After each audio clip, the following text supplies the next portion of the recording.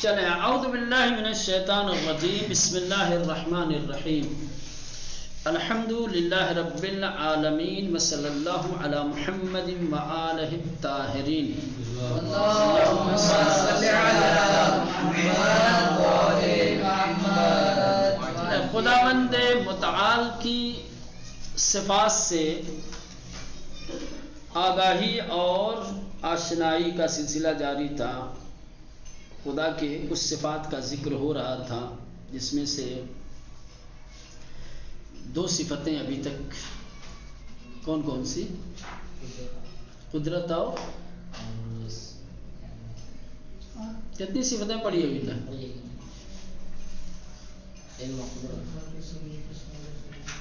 نہ وہ تو اقسام تھی، اقسام کے علاوہ جو صفتیں پڑھی ہم نے قدرت، جی علم و قدرت، عنوان ٹائٹل یاد نہیں ہے تو باقی جزئی باتیں کتنی آپ لوگوں کو یاد ہوں گی ماشاءاللہ، ہے نا؟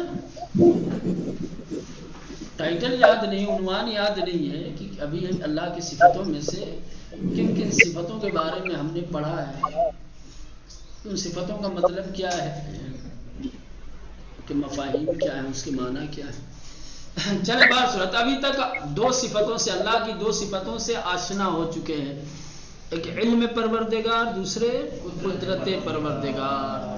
تیسری صفت جو صفات ثبوتی ہے، جو صفات ذاتی ہے، وہ ہے حیات پروردگار۔ اللہ حی ہے، خدا کو حی کہا جاتا ہے۔ حیات سے مراد کیا ہے؟ کہ حیات سے مراد زندہ ہونا۔ کیا ہے؟ زندہ ہونا۔ حیات عربی لفظ ہے۔ کیا ہے حیات؟ عربی لفظ ہے۔ فارسی میں اور اردو میں اس کا معنی ہوتا ہے، یا اس کا ہم معنی لفظ ہے زندہ ہونا۔ کیا ہونا؟ زندہ ہونا۔ جب ہم خدا کے لیے کہتے ہیں کہ خدا حی ہے تو اس کا مطلب یہ ہے کہ خدا ایک زندہ موجود ہے، خدا ایک زندہ موجود ہے۔ اب یہاں سے آپ لوگوں کو ایک خاص توجہ دینے کی ضرورت ہے۔ حیات کے دو مفہوم ہیں، حیات کے دو مفہوم ہیں۔ جب کلمہ حیات بولا جاتا ہے تو اس سے دو مفہوم ذہن میں آتے ہیں۔ پہلا مفہوم یہ کہ ایسا موجود، ایسی چیز کہ جو رشد و نمو رکھتی ہو، جو گھٹنے بڑھنے کی صلاحیت، جس کو کھانے پینے کی ضرورت ہو، جس کو تولد مثل کی ضرورت ہو، جسے ہم سب موجود ہیں، زندہ ہیں کہ نہیں ہیں؟ ہم موجود زندہ ہیں یا نہیں ہیں؟ ہیں۔ رشد و نمو کی صلاحیت ہمارے اندر ہے یا نہیں؟ گھٹنے بڑھنے کی ہے نہیں؟ کل بچپنے میں تھے، آج جوان ہو گئے، کل بوڑھے ہو جائیں گے، ہے نا؟ یہ اسی کو کہا جاتا ہے رشد و نمو، گھٹنے بڑھنے کی صلاحیت۔ درختوں میں بھی یہ بھی زندہ ہے تو گھٹ رہے ہیں، بڑھ رہے ہیں۔ اصل رشد و نمو علامت ہے حیات کی۔ جہاں رشد و نمو نہیں ہے وہاں حیات نہیں ہے۔ پتھر کو کہیں گے کہ پتھر زندہ ہے، گھٹتا ہی بڑھتا نہیں ہے۔ گھٹتی بڑھتی وہی چیز ہے جس میں حیات ہوتی ہے نا؟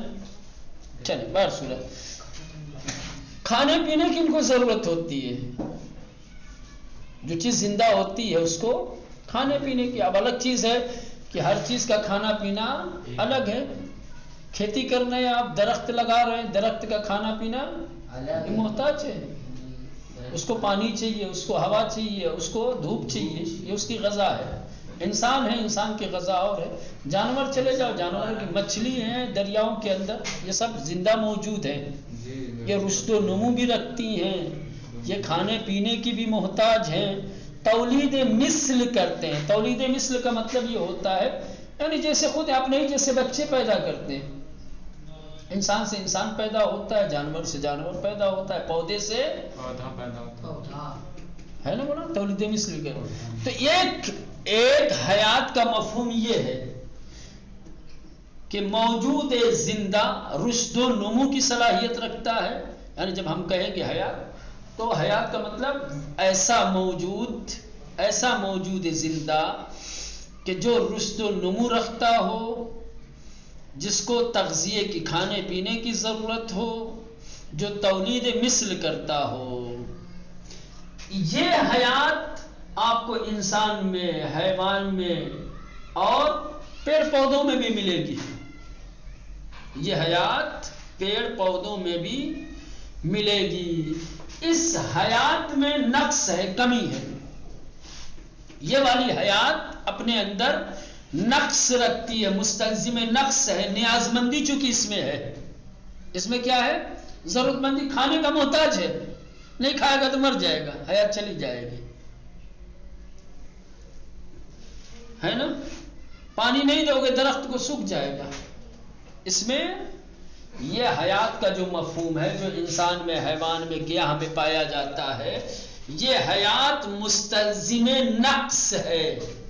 کیا مطلب مستلزم نقص ہے؟ یعنی اس کا لازمہ ہے عیب، نقص. جہاں یہ حیات ہوگی وہاں یہ نقائص، یہ کمیاں پائی جائیں گی. کھانے کا محتاج ہوگا، رشد و نمو کا محتاج ہوگا، تولید مثل کا محتاج ہوگا. سمجھ رہے ہیں؟ ایک یہ حیات ہے. ایک حیات کا دوسرا مفہوم یہ ہے کہ ایک شے اس طرح سے ہو کہ جو جانتی ہو، ایک ذات کہ جو علم رکھتی ہو، جانتی ہو، اور اپنے اختیار سے اپنے کام کو انجام دے. اختیار کے ساتھ اپنے کام کو انجام دے. حیات کا یہ جو مفہوم ہے، اس میں کوئی نقص نہیں ہے، اس میں کمال ہے. اس میں صرف کمال. تو اب یہ حیات کے جو دو مفہوم ہو گئے، ان دو مفہوم میں سے وہ کون سی حیات کا مفہوم ہے کہ جس کی نسبت خدا کی طرف دی جاتی؟ پہلے والے مفہوم کو یا دوسرے والا؟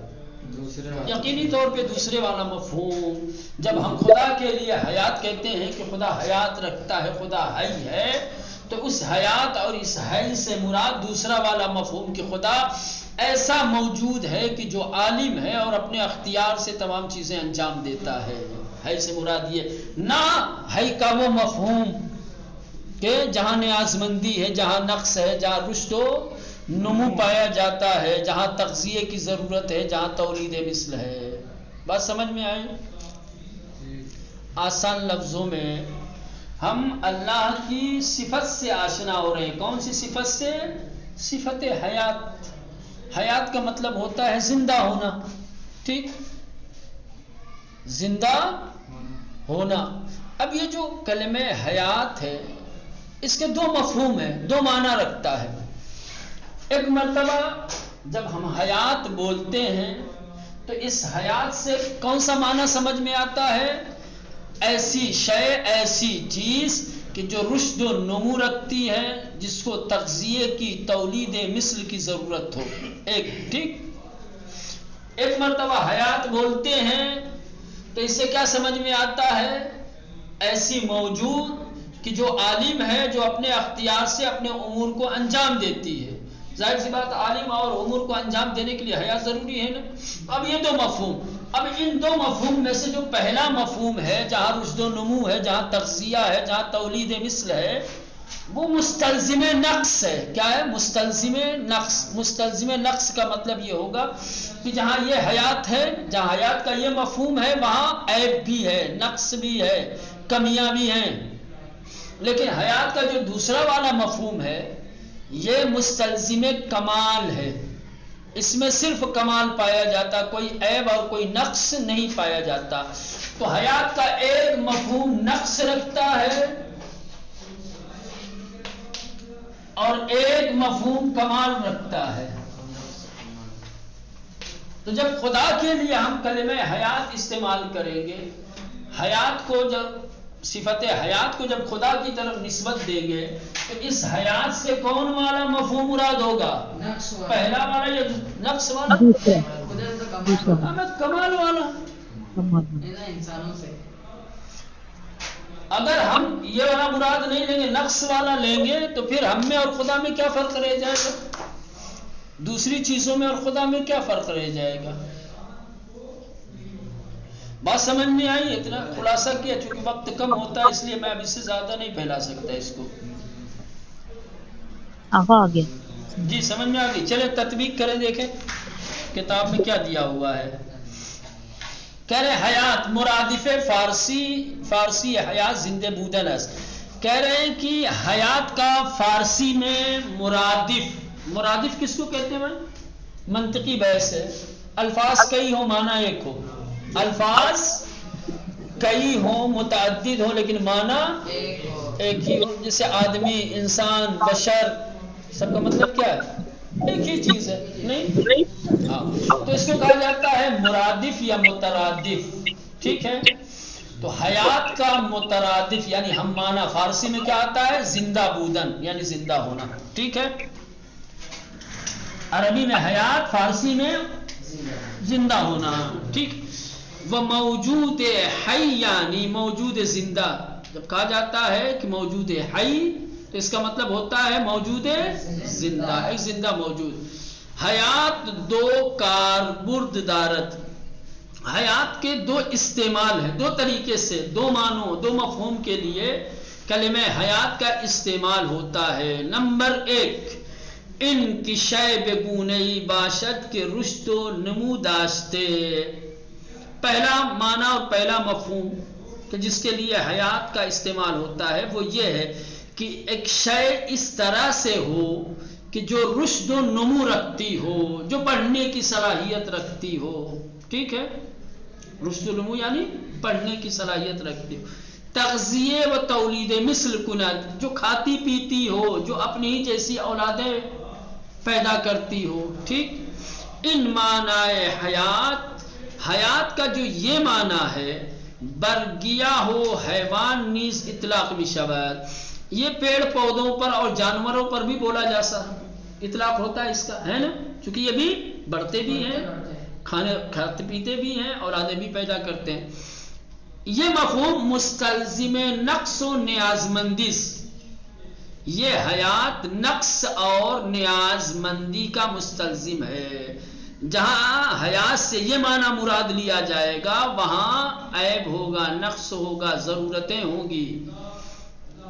زیرا لازم رشد و نمو آنس کے، کیونکہ رشد و نمو کا لازمہ یہ ہوگا کہ موجود رشد یا بندے کی جو چیز رشد پا رہی ہے، جو بڑھ رہی ہے، در آغاز فاقد کمالی باشد، کہ وہ ابتدا میں کمال سے بے بہرہ تھی، کمال اس کے اندر نہیں تھا. مثلا انسان بڑھ رہا ہے، آج جوان ہو گیا ہے. آج جوان ہونے کا مطلب یہ کہ اس سے پہلے جوان نہیں تھا، یعنی گویا کمال جوانی سے محروم تھا پہلے.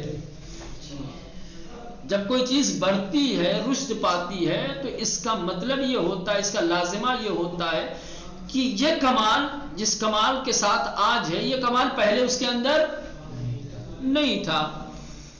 تو رشد کا مفہوم ہے، اس لیے کہ رشد کا لازمہ یہ ہے کہ رشد و نمو کا کہ موجود رشد یا بندے کی جو چیز رشد پا رہی ہے، جو چیز بڑھ رہی ہے، در آغاز فاقد کمالی باشد، کہ وہ ابتدا میں کمال نہ رکھتی ہو. و در اثر عوامل بیرونی تغییراتی در آن پدید آمدے، اور باہری اور خارجی عوامل کے نتیجے میں اس کے اثر سے اس موجود کے اندر ایک تبدیلی پیدا ہو. کچھ باہری عوامل تھے جس کی وجہ سے کیا ہے، اس کے اندر تبدیلی آئی ہے. ایک چھوٹا سا پودا تھا، ایک چھوٹا سا حیوان کا بچہ تھا. ٹھیک ہے. بہت ساری خارجی چیزیں سبب بنی کہ یہ چیز بڑھے، رشد پائے، ہے نا. بچے کو کھانا کھلایا گیا، سردی گرمی سے بچایا گیا، اس کی حفاظت کی گئی، تو آج یہ بچہ کیا ہوا ہے، بڑا ہوا ہے. پودا کل چھوٹا تھا، نازک تھا. ٹھیک. ہم نے اس کی حفاظت کی، دیکھ ریکھ کی، صحیح موقع پر اس کو پانی دیا. جو گھاسیں اس کو ضرر اور نقصان پہنچا سکتی تھی ہم نے اس کو بچایا، تو آج یہ پودے ایک درخت کی شکل میں نظر آیا. کل یہ درخت نہیں تھا، کل یہ کمال نہیں تھا اس کے اندر. عوامل خارجی کے اثر سے آج یہ کمال اس کے اندر پیدا ہوا ہے. تدریجاً بے کمال جدید دستیابت، تو رشد و نمو کرنے والی چیز بالتدریج کمال تک پہنچتی ہے، آہستہ آہستہ اس کے اندر کمال پیدا ہوتا ہے. ایک یہ مفہوم ہو گیا حیات کا. دوسرا مفہوم ان کی شے بگونئی باشد کی بے دانت، شے ایسی ہو کہ جو عالم ہو، جو دانا ہو، جو جانتی ہو، وبا اختیار خود کار انجام دہد، اور اپنے اختیار سے کام انجام دے. ان معنی حیات مفہومی کمالس، کہہ رہے حیات کا یہ معنی ایک کمالی مفہوم رکھتا ہے، معنی کمالی رکھتا ہے، اس میں کمال ہے، اس میں نقص نہیں ہے. بدر شمار اوصاف ذاتی و ثبوتی خداوند است، اور یہ خداوند متعال کے ثبوتی اور ذاتی اوصاف میں شمار کیا جاتا ہے.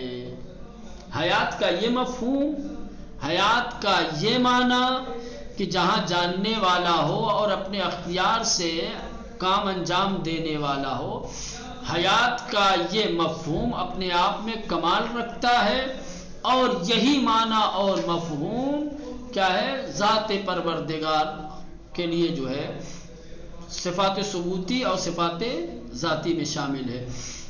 لہذا بنابر ان معنی حیات در مورد خداوند آنس کے، لہذا حیات کا معنی خدا کے سلسلے میں یہ ہے کہ وہ موجودی دانا، کہ خدا ایک ایسا موجود ہے کہ جو عالم ہے، جو ہر چیز کا جاننے والا ہے، کہ بے اختیار خود کارہارا صورت میں دہت، کہ جو اپنے اختیار سے اپنے تمام امور کو انجام دیتا ہے.